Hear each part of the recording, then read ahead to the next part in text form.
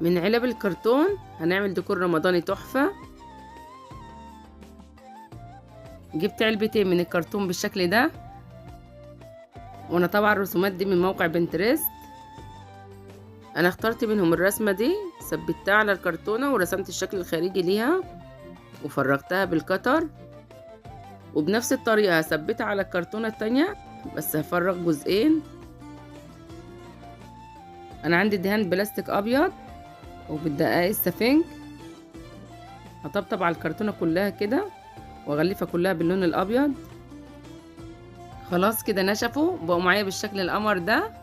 انا عندي البرطمان ده وازازة العصير دي هرشهم بالسبراي الذهبي، وفي علبة فاضية فضيت فيها كوباية مية وكوبايتين من الجبس وقلبتهم حلو قوي. دي كرتونة السماعات، هفضي فيها الجبس واخبطه تخبطتين كده عشان الفقاعات، وعلشان ازين الشكل اللي انا فرغته انا جبت اللون الذهبي ده وبالقطنة دي مشيت كده على الجناب هتديني شكل تحفة. وكمان عملت الكرتونة التانية دي الاشكال الجبس بعد ما نشفت. انا شلت منها حوالي نص سنتي لتحت بالكتر علشان اعملها قاعدة للمأذنة. ودي كوباية العصير بعد ما رشيتها سبراي، وده البرطمان والغطا، وده الجزء اللي انا هثبت فيه الكوباية. وعندي الهلال ده كان في فرع نور، هثبت 2 منه على المأذنة بالشكل ده، وهجمعهم كلهم بمسدس الشمع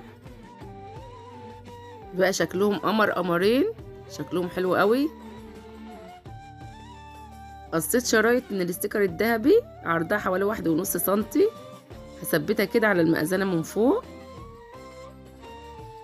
ولو حابين تثبتوا الشرايط كمان في القاعدة ثبتوا، ولو حابة تثبتي فيها فرع إضاءة كمان ثبتي. أنا عندي الشموع الجميلة دي هثبتها كده في قلبها. وبكده نكونوا خلصنا الديكور القمر ده، يا رب يعجبكم. هستنى رأيكم في التعليقات.